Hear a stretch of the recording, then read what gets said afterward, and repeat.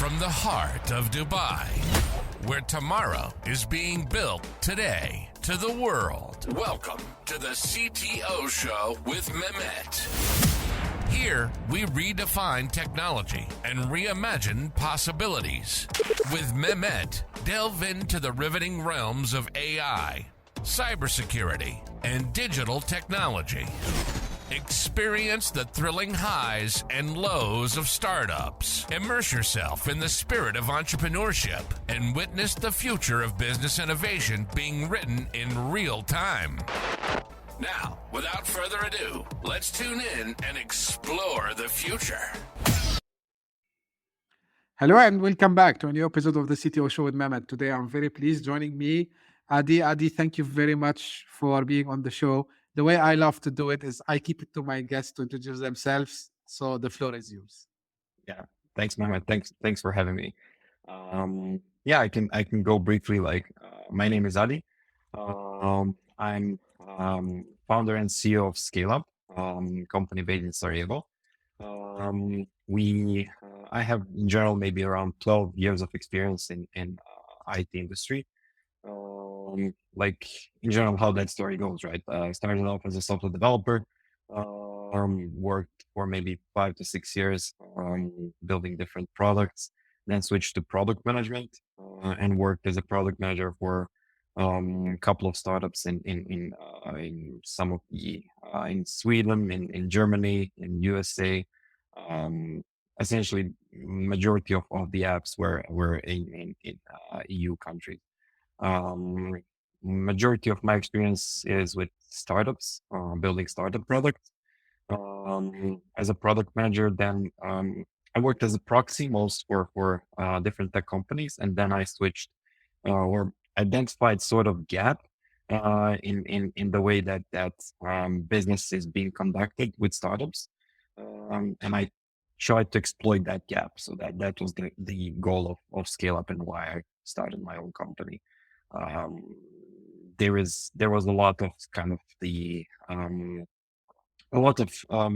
misconduct, I would say, in a way that majority of tech companies that I work for are trying to replicate the process that they have with enterprise companies and apply that to startups. In a way, like majority of those companies tell you, okay, we are going to sell literally three developers to enterprise companies, and that's it.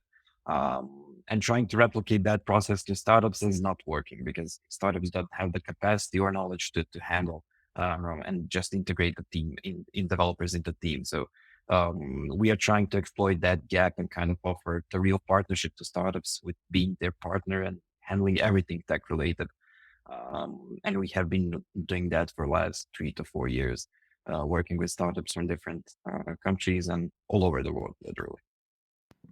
That's great. And, I think we're going to have to cover a lot, Adi, on this space because, something immediately caught my eyes, like overselling to startups the same way you sell to an enterprise, which is great. But before we, go deep dive in that space and also about some of the trends like AI and so on,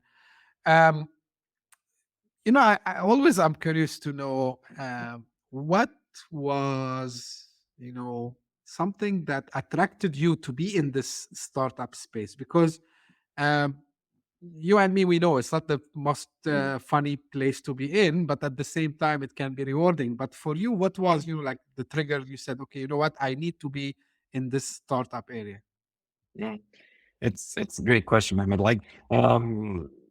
Before working with startups, I worked with enterprises. So I worked with big enterprise companies and handling big section of their development and QA as a project manager. So I was project manager for maybe 70 to 80 people at the time, and it was a lot of working for enterprise companies.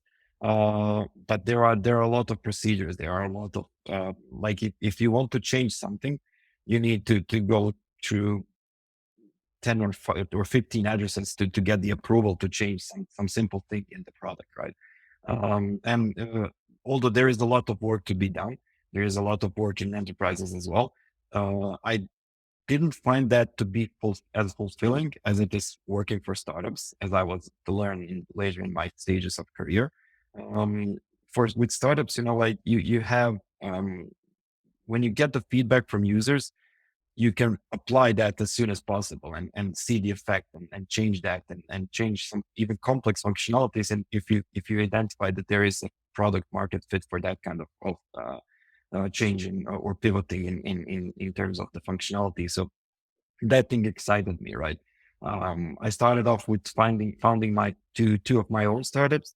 Both of them failed, but it was really kind of interesting experience and a great entrance into that startup world. And at that point, I really decided like this is the way that I'm going to go.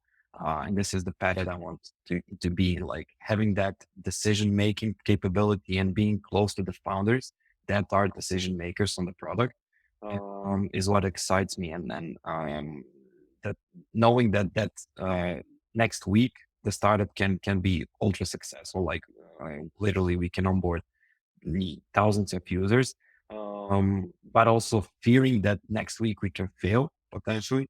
It's kind of exciting, like exciting word to be in.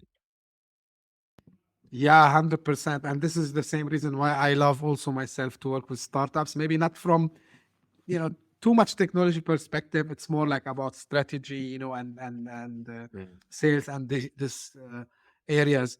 Now, there is a myth, Adi, and let's discuss it because you deal with startups on almost daily basis. So majority of the startups, founders, I mean, they rush to have a product built as soon as possible before validation. And you like, because you have, experience in this, you have your own startup also as well.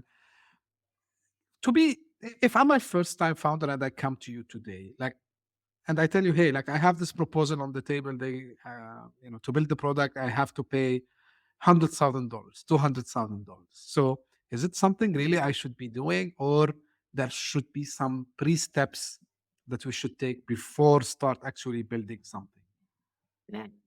Yeah, it's a great question in a way. Like, there is a twofold. Like, first part of the question is like, 5 years ago, I would always tell founder like, let's go quickly. Like, let's build something as fast as possible, test it out with the audience, and get that initial feedback.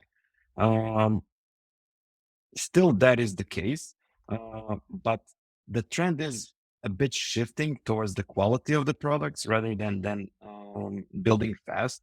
Like if 5 or 10 years ago, there was not nearly this number of products out there. So in order to break on the market, you needed to move quickly, right? So you needed to move quickly, get the traction, get the feedback, start upgrading the product, and basically getting the users and everything. That was the motto, like that was the mantra. Let's go out quickly. Slowly, we are shifting to the phase where our startups are going to be.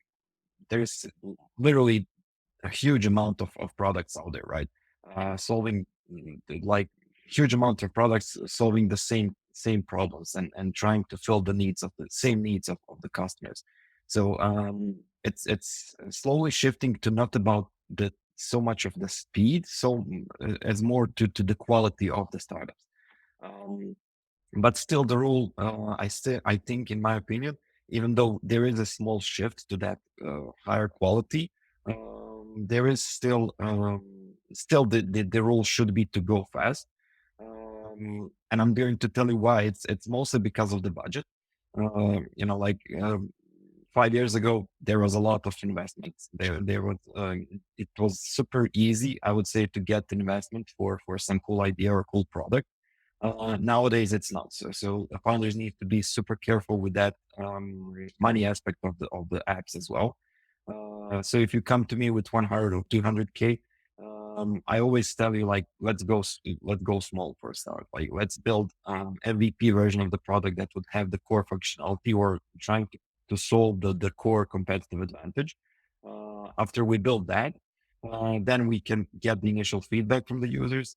And then we can start upgrading the app based on the feedback that we get. I would say that that is always, and that is still the way to go. And in my opinion, like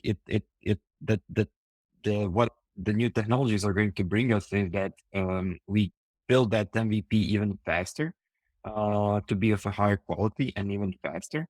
And we can iterate the product more quickly. So that is the benefit that we are going to exploit in the future. But I would say for any product that comes to me, regardless of the budget, the key thing is that interaction between users and establishing that relationship as soon as possible, right? To get the feedback either on the design or clickable prototype or the actual product. But key is to get that interaction and get that initial feedback of the users, and then start building based on that, regardless of the budget, right? But I always say let's start small and get that feedback as soon as possible. There are, as I said, like that shift is happening, and there are some kind of products that needs to take more diligent approach, in a way that you need to have a higher investment upfront in order to make it work. But again, even with that kind of product, there is a way to get the feedback before investing like 200K to get the feedback to know that you're on the right path. Either getting the feedback on the design or on the clickable prototype that we do in the first couple of weeks of building the product. But there are ways to kind of increase your chances of success, even when investing 200K into the initial product. Great insight, Adi. I think you deconstructed it in a very easy way to understand, and I hope our audience comes. They are first time founders and or maybe even second time founders, but reminding with these aspects is very important. Now, if I want to ask you about a little bit about the product development itself, so what do you think are the crucial factors to consider when I decide on the product? And because you said like there are a lot of many things that are solving the same thing, right? So, but at the same time, you need to come up with the product at the end of the day. So, how to do this balance of being a little bit innovative, but at the same time get something out and start to get the traction that you mentioned. So how I can balance it as a founder? Great. Like from my experience, like many of the founders, majority of the founders that I work with, they want to jump start into the development. Like their goal is, let's do the development. Like let's build a product. And that is especially because of all of this influence of different startup mentors that we have a lot around, and way to build a startup, like move fast, break things, etc. And all of them like wants to literally, like, they're talking to me today, tomorrow they want to build a product. But I always say like that, and that is still the case. Like the development of the product is the most expensive phase of product development, of building the product. So that is the most expensive phase. Ideally, all of the iterations on the product should be done in the phases before, either the wireframing phase or the ideation phase or the design phase. So everything, all of the iterations, obviously we cannot do all of them because we don't have that much of knowledge at the start, but a majority of them we can iterate before stepping into the building phase. For example, like in Scaleup, we do this program that's called Head Start. It takes 3 weeks. So in 3 weeks, we are talking with founders and trying to together with founders on the call, and our team, tech team and design team, we're trying to iterate on the idea at the wireframing and design phase. We are trying to discover essentially together what is the mission and vision of a product, what we want to build, etc. What kind of problems we want to solve. And in 3 weeks, we are trying to iterate design, iterate the wireframing, have the clickable prototype ready for founders, so they can see what kind of product they are going to get. we can together share the product, how it's supposed to look like, share with potential users of the product. We can get their feedback on that. We can share with potential investors as well, get their feedback on and potential investment, right? So we try to iterate in those 3 weeks on that wireframing and design phase.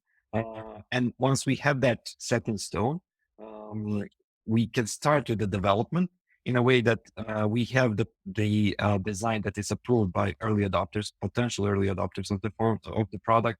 We have the prototype that can be shared with investors, and we can get the investment, or founders can get the potential investments. We have pretty solid kind of idea validation through those wireframes and designs. And then we can start with the development, knowing that we are building something that is worth building, right? And at that point, founders need to invest more money into building product. So these 3 weeks, initial weeks are kind of more exploration or ideation phase, and preparing them. And this is why we label that as a head start, because literally in 3 weeks, we're giving the opportunity to have a head start in terms of the competitors and potential competitors and everything. So after 3 weeks, founders are know what they want to build, know why they want to build, know how much is going to cost them, know what is the timeline of the product, when the product would be ready, when the first version of the product should be ready, etc. They know exactly what kind of technological implications it might have. We identify the risks, etc. So literally, they are starting to build a product at the phase where they have a lot of knowledge on the product.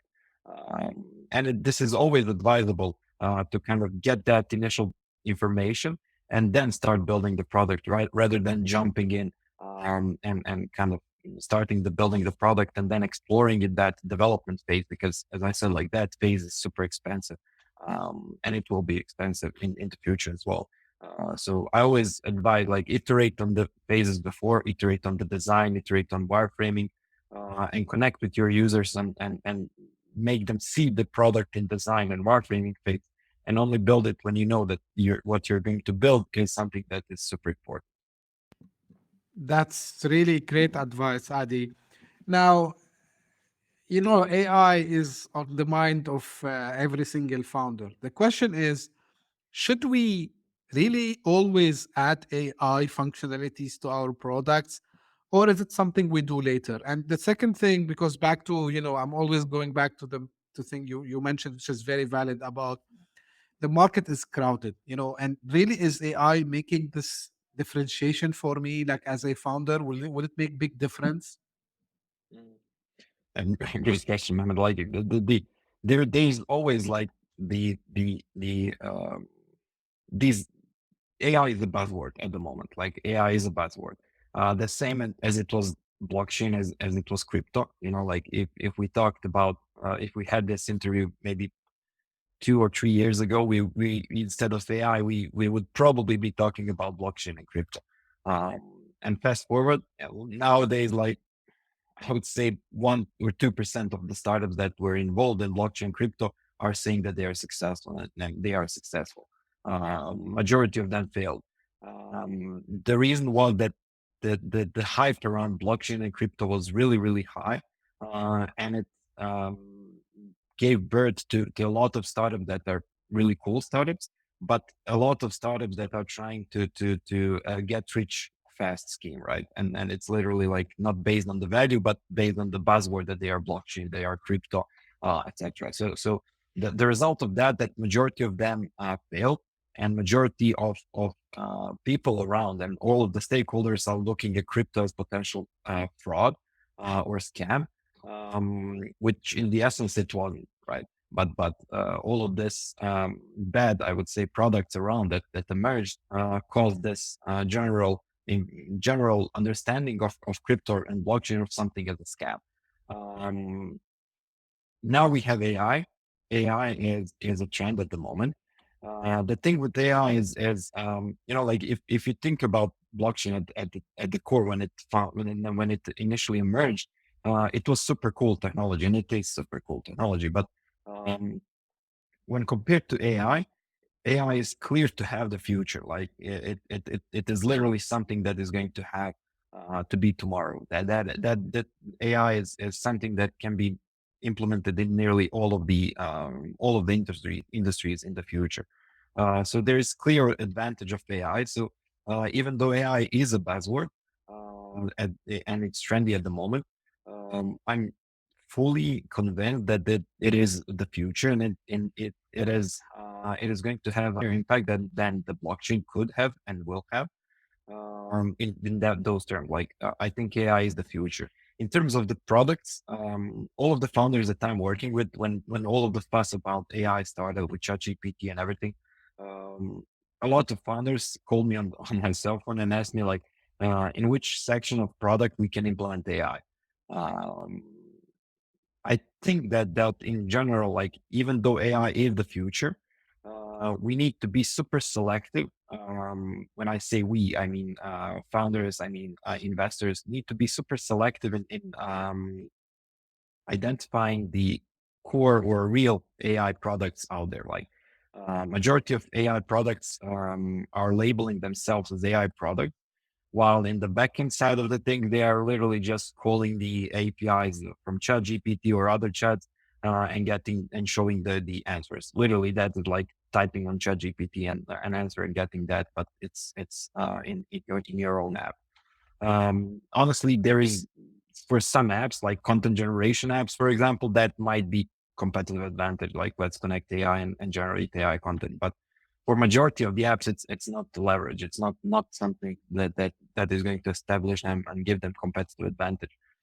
So in my opinion, like and what I say to all of the founders, like, okay, let's build AI segment of your product, but let's first think about what and where to build and why to build, right? So if we are going to build some section of product to have only to say, okay, it has AI component, it might satisfy some audience and some potential investors, but long term, that is not ideal case to go. Like in my opinion, whenever someone asks me like, should I build AI? You should, but not before you really think about what kind of benefit it will give you.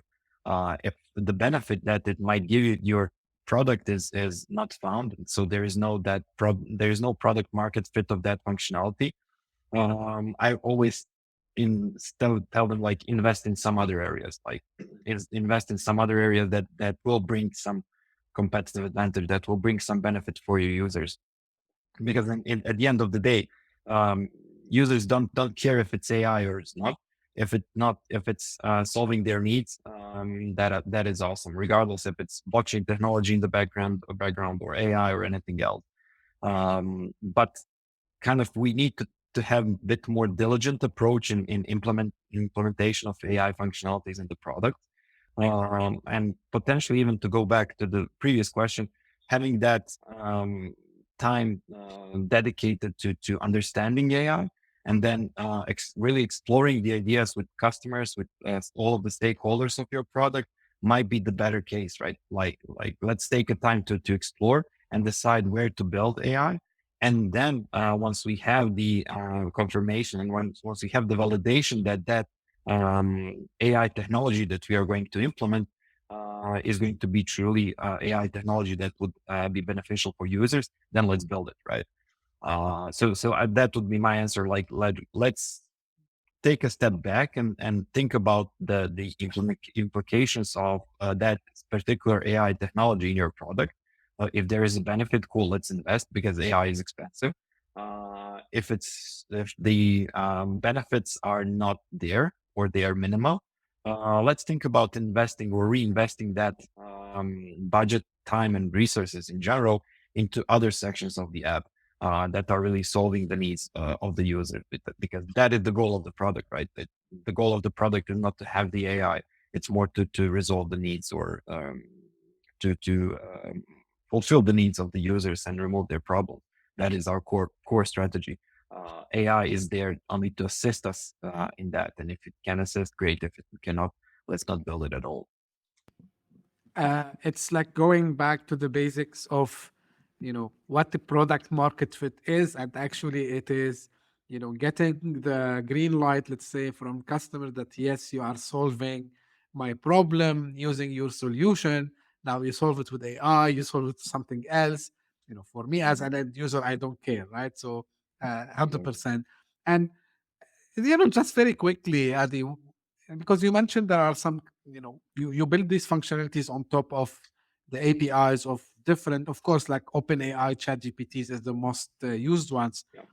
But I've seen startups that they have built their whole stack around it. So this is what they are calling them the AI wrappers, right? So how risky is this model, do you think? I mean, yeah, in every even when you're building your own product that doesn't have AI functionalities in it, it's always risky to rely on third parties. But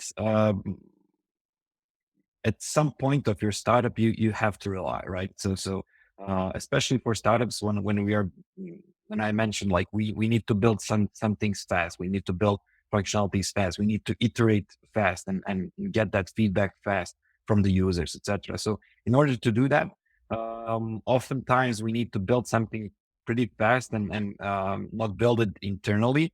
Rather than that, we need to exploit and use the third parties providers to build some different functionalities in the product. So to answer your question, I wouldn't limit that to AI or to the wrappers for chat GPTs and other. It's more of, again, coming back, it's more like a product question. If we are exploring and iterating something, it's cool to use these third party providers regardless of the functionality, to use them and see if that is going to be beneficial. If that proves to be beneficial, we should always have on our roadmap on building some things internally that is going to replace the services that we are using in the third party providers. So if we have a solid plan for ChatGPT and all of these wrappers of different chats, if that kind of technology is showing to be super useful and super beneficial for users, uh, that is okay, I would say, for the time being. But definitely to add something on the plan to build our own solution, that so we are not relying on services, on third party services. If you can see like everything that happened with OpenAI lately and change in leadership, etc., all of these things might affect different products that are connecting to their services as well. So it's always risky to rely on third party providers because of multiple reasons. But for exploration phase and checking if some sort of functionality is going to work and with users, I would say it's okay. But keeping that to be your core competitive advantage and fully relying on that, even being in production and having a lot of users, it is risky. So definitely on the plan of this kind of product should be to replace the third party providers with some internal segments or internal code or internal chat or internal AI, internal AI functionalities. Cool. Yeah, 100%. And, it's understandable, but, it's scary at the same time. And actually, to be fair, like, it's not only OpenAI, like that they might be a risk. I'm not saying they are risky in the bad sense, but yeah, like it's like a single point of failure for developers. Because I remember even before the leadership problem that they had and they sorted out now. Um, one time their API had some outages, and every single app that I personally use, it was out of service. Of course, like I cannot yell on the founders because I know that if I was in their place, I would be doing the same thing. I need something practical, but yeah, it's something to always keep in mind and think about. Plan B, maybe as you said, not at the beginning, maybe at a later stage, which is 100%. Now, I want to shift a little bit gear, Adi, because you mentioned a little bit about, and actually you have done it before. So uh, about fundraising, right? So the traditional question, should I bootstrap or should I raise funds? What's your take on this? Yeah, like I'm always saying like if you ask me like 2 years ago, 3 years ago, I would always say like bootstrap. But there are a couple of points at the there's like it's a bit more complex. In general, you should always bootstrap. Like definitely, if you have funds to bootstrap as long as you can, and onboard the investors at the later stages of a product. Obviously, because of the equity and lower equity that you're going to need to give, and um, you're going to get a lot more money for a smaller amount of equity that you give. But so in general, the rule is always bootstrap. But there are different type of founders out there, and it different types of products as well. Um, although the rule in general is to bootstrap always, it's there are founders that are fully committed to the product, that are working full time for a product, and the product is their mission and vision. They have an idea for past for a few years, etc., and they are building a product that is kind of the something that they wanted to do or for last couple of years. If for especially for that kind of startups and that kind of founders, bootstrapping is a must if they can do it right. Because like giving equity early in the product is super risky for them, and they're basically all in the product, and they would get more. Maybe the roadmap is going to be longer, since they don't have that much funding and that much of cash at the start. But long term, that they are going to be at a better spot. As I said, like product roadmap is going to be longer, but the whole decision making and everything is going to be in their hands. However, like if you have a founder that is serial entrepreneur that has time commitments on other products and everything, it's sometimes it's if they don't have a co-founder, for example, finding investors early on could be ideal in a way that they can get advisors, they can get the potentially even co-founders from the investment side of the thing, investment side. So the investment might be better option for them because of that time commitment. So founders, this kind of founders they can get the investment, and they can have the help and the manpower to handle that startup. So it's not a simple answer to the question, but as a general rule, I always say like bootstrap as long as you can. Because majority of startups that we are working at and founders that come to us, they have an awesome idea that they are fully on board with that. And for them is always like bootstrap as long as you can. Yeah, great. And I think, to your point, that I'm seeing it, by the way, through my, experience with founders, it looks like when you are first time founder, I'm not saying this is the rule, by the way, but, majority of the time, what I'm seeing now, first time founders, bootstrapping is the way to go. Once you have one successful exit, maybe because the name becomes also a factor that gives, you know, investors some trust, I would say, to go and invest in your startup. So yeah, like this is something I'm seeing a lot happening now. Yeah. Yeah, and because you're fighting for resources with other founders as well. So Mm. Yeah. yeah, so it's definitely something. But I believe also, Adi, like on this point, uh, even if it's a serial entrepreneur, there must be some I would say best practices to go and look to raise the capital effectively, right? Mm. Yeah, like I think you've got that correctly. Like the focus is definitely like important factor because what I experienced as well is that founders are because if you think about that, like on the tech perspective, we have all of that fuss about trendy technologies, right? At every point, we have some technology that is going to be trendy and that is going to be buzzword.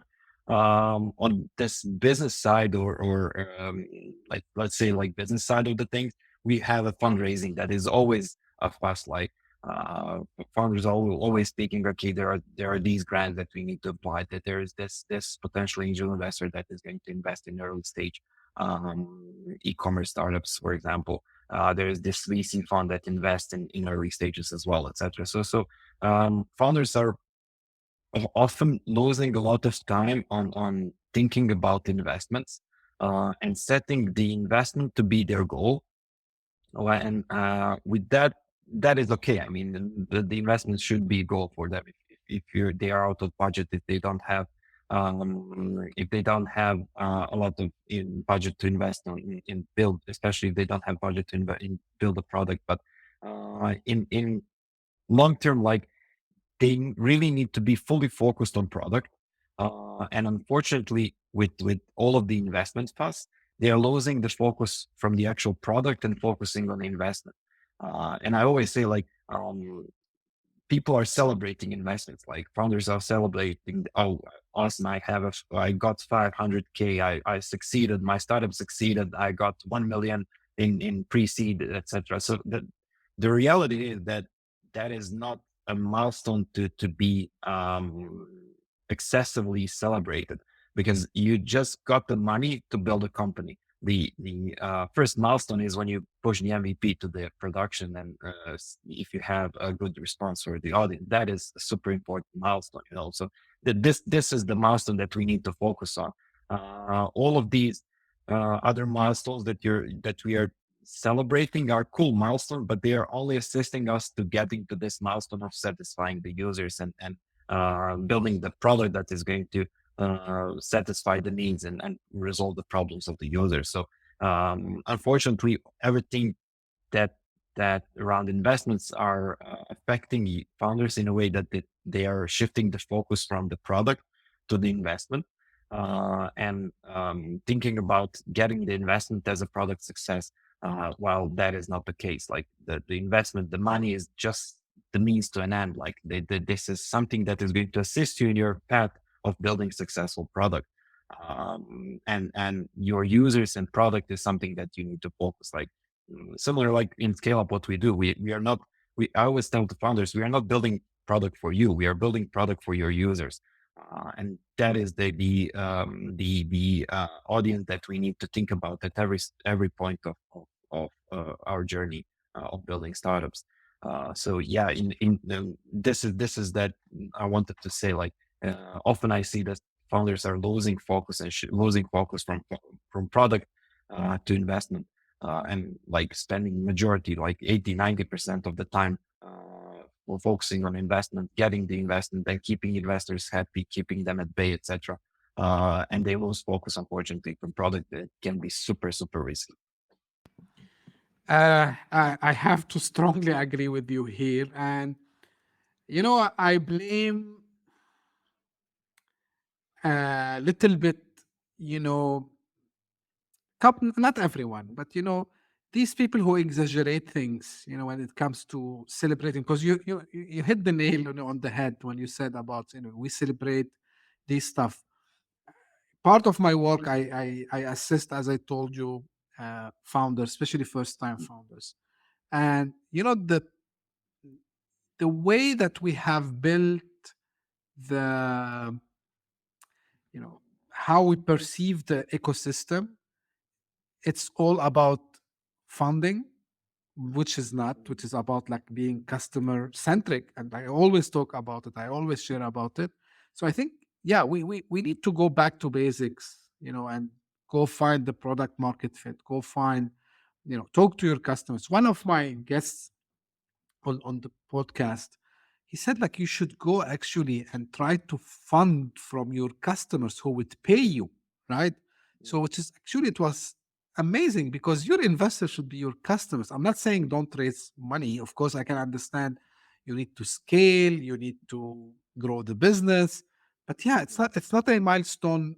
I'm not saying also not to celebrate. Don't get me wrong, guys. Oh, But I mean, you have to celebrate, because yeah, you validated your idea, and there's someone who believed in you, and then you want to grow the business. I'm seeing this. I'm not sure about other geographies, but I'm seeing this a lot happening, which is wrong, strongly wrong. Too much talking about investor, founder, this relations, and of course, are important. Again, don't get me wrong, anybody there, but focus on your product, focus on your thing. And believe me, I'm working with a founder, and I love the way he thinks. He said, if I build good product, actually investors will be after me, not me after the investors. So yeah, so it's a great advice. Now, Adi, as we're coming to an end, there's one area which I should have asked you, and I want to come back to it, because we talked about AI. How are you seeing AI affecting your business? I mean, from software development perspective, do you see it as a risk, or do you see it as an opportunity? Okay, awesome question. Like, and yeah, to go back, like you're fully on board like that, man. In a way, you should celebrate. Not opposed on celebrating the investment. It's more like, as you said, like it's a good point. Investment at a way is some sort of validation of the idea. Because if someone invested, that means that they believe in the idea. So no one would give money just for giving money when they're investing in startups.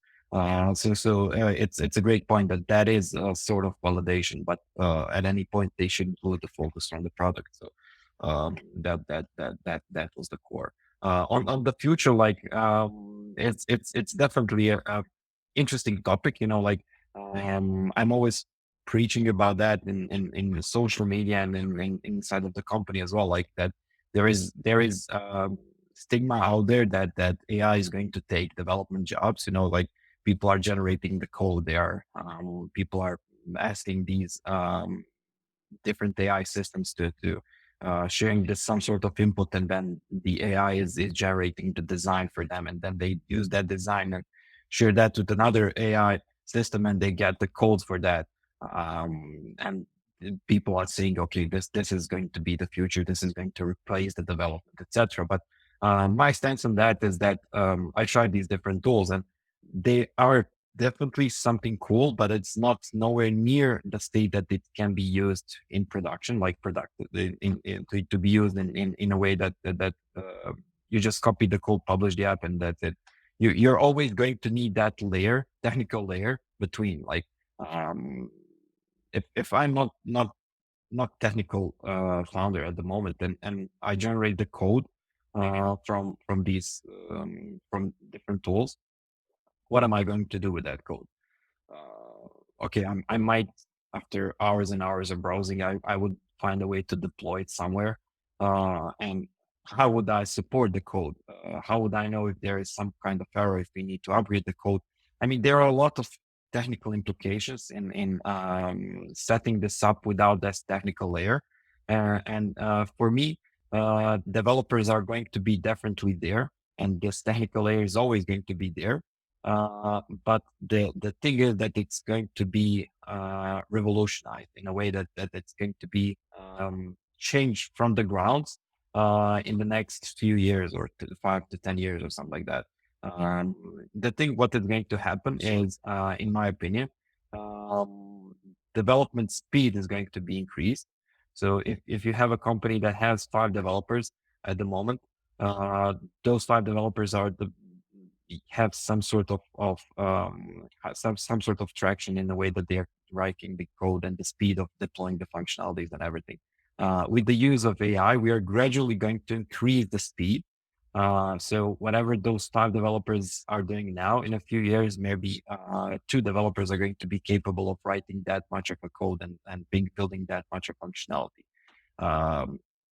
Whether that is going to bring founders to a state that they are going to say, okay, I don't need 5 developers. I'm only going to need 2 developers to keep the constant pace of the development. There is that potential direction. Other direction, which I think is going to be the direction that they're going to go, is that they're going to say, okay, awesome. Now I have 5 developers that can do some things that can bring 70% increase in functionality that they're building. And I think this is the path that they're going to take. So there's not going to be a lost developer jobs, or the thing is that developers are going to need to be adjusted, and they need to adjust their working habits, the way that they're writing code, etc. So they can keep themselves to be interesting on the market. Same goes as a company for Scaleup, for example. In order for us to be interesting for founders and for startups and enterprises tomorrow, we need to keep up with the pace of AI and gradually increase the productivity since we have these tools that are going to assist us. So that this is the thing that is going to change. Like the nature of the work is going to change. It is not going to be replaced. We are always going to need the developers, but the core of their job is going to be changed in the next couple of years. It's already shifting. And internally, we have been discussing lately, especially like changes that we need to bring into our workflow to exploit these AI changes and the AI tools in a way that we increase productivity that we do for startups. So that is the first point. Second point is that this is more for new developers out there. It's going to be tough because when you're a new developer, you cannot generate the code and then apply and use these tools effectively. Because in order to use these tools, you need to understand the code that they are producing. Like if chat or whatever tool is writing the 100 lines of the code, this is super cool for a senior engineer or someone who understands and exactly knows what those 100 lines are doing. But if you take someone that is just started with software development and the tool generates 100 lines of the code, the problem is that if they don't understand what they do. So I'm saying that first couple of years for developers is going to be learning the course and learning the logic and learning the code and what the code actually does and understanding the language. After they have a solid knowledge of particular language, these AI tools are going to assist them in a way that they can generate the code that they really understand and they can upgrade easily afterwards. Of course, AI can assist in the learning process as well, and it should.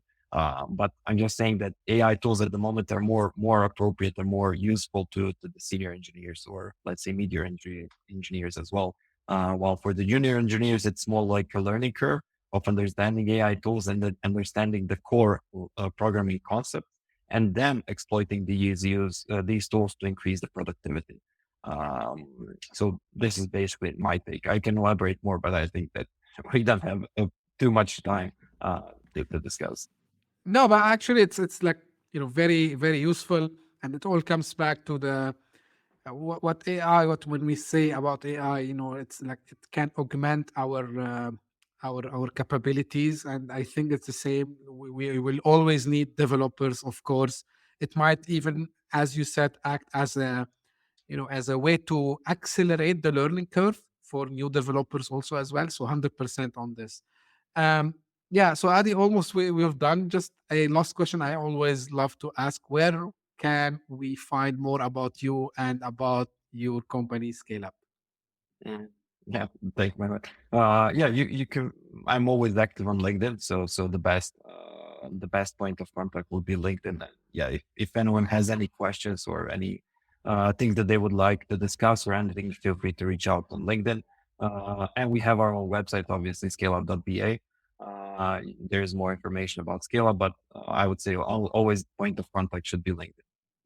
Great, great. I'll make sure that I will put your profile and the link to the company also on the episode show notes. Well, thank you very much, Adi. Really, I enjoyed the discussion. We covered multiple topics from product market fit, from building the product, from finding, the product market fit, as we said, and about bootstrapping, and then the future of AI and development. So we covered a lot. And thank you for all the information that you shared with us today. And this is how I end usually. This is for my audience. If you're a first-time listener or viewer, thank you for passing by. I hope that you enjoyed it. So please subscribe if you enjoyed this episode. And if you are a loyal follower, thank you again for all your comments and for feedbacks. Please keep them coming in. And if you're interested to be on the show also as well, please don't hesitate to reach out to me, whether you have a new idea, you have a concept, you want to present us something interesting. So don't hesitate to reach out to us. And thank you very much. See you again very soon. Thank you. Bye-bye. Thanks, Mehmet. Hit that subscribe button, share the show with your tech-savvy friends and fellow entrepreneurs, and leave us a review on your favorite podcast app. Your support means the world to us.